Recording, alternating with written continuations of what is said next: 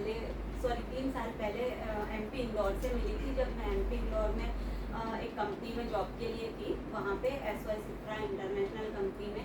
वहाँ पे मुझे एक लड़की मिली, उसने मुझे फर्स्ट टाइम रेकी के बारे में बताया। वो काफ़ी मेंटली डिस्टर्ब थी और बहुत सारी प्रॉब्लम थी, तो उसने कहा कि रेकी से ऐसा होता है ऐसा होता है। जब मैंने उससे फर्स्ट टाइम सुना तो उसके बाद मैंने यूट्यूब पर इधर उधर रेकी को सर्च किया और मुझे नई नई चीज़ें जानने का और नॉलेज लेने का काफ़ी क्रेज़ है, बहुत ज़्यादा पागलपन कितना हद तक क्रेज़ है।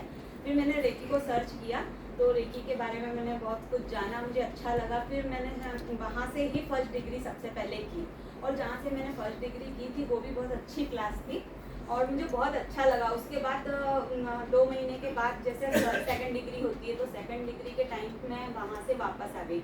उसके बाद मतलब मेरे दिमाग में रेकी रुक गई थी, रह गई थी, वो शोर मचा रही थी अंदर कि मुझे सेकंड डिग्री करनी है, क्योंकि जैसे ही सर ने कहा था कि फर्स्ट डिग्री में आप सिर्फ शरीर पे फील कर रहे हैं, सेकंड डिग्री जब होगी ना तो वो बहेगी।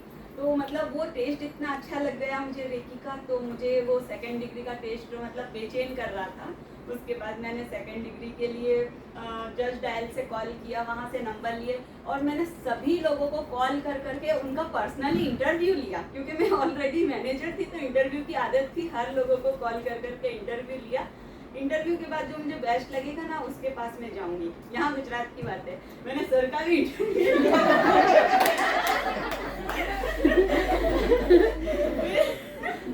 मैंने मतलब इतना सर्चिंग कर लिया था उसके बारे में, इतनी सारी बातें जान ली थी कि कोई ये इमेजिन नहीं कर सकता था कि मैंने सिर्फ फर्स्ट डिग्री की होगी।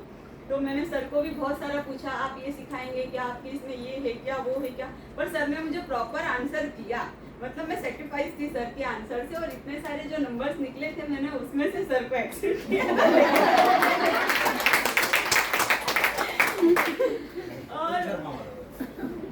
और उसके बाद जब मैं मतलब मेरी ख्वाहिश थी कि अब भाई मैं कौन पर्सन है इससे जाकर मतलब मिलना है, जब फ़ोन पे अपन इम्प्रेस हो जाते हैं तो मिलने की ख्वाहिश भी होती है।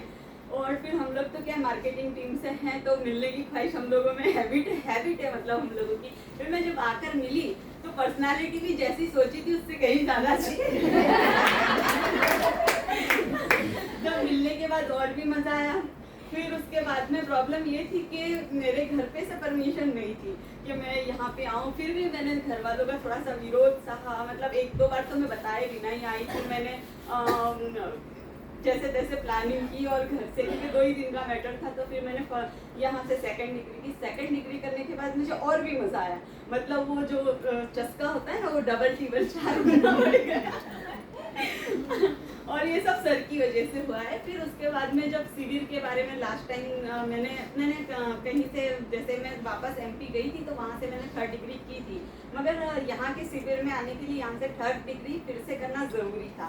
तो मैंने यहाँ से शिविर में आने के लिए वापस से 3rd डिग्री की सर के साथ, और शिविर का टेस्ट लेना था, क्योंकि मतलब आप समझ सकते हैं, मतलब इंसान अगर कोई चीज़ कर चुका है उसके बाद सिर्फ शिविर में आने के लिए वापस से 3rd डिग्री कर रहा है, यानी वो बहुत मेंटली हाई है इस चीज़ को लेकर। और जैसा मैंने सोचा था, मैं एक्सपीरियंस करना चाहती थी, उससे कई गुना ज़्यादा अच्छा एक्सपीरियंस रहा। मुझे काफ़ी मज़ा आया और एक ही फैमिली के साथ शिविर में सर के साथ, और मुझे एक नया परिवार मिला, बहुत अच्छा लगा।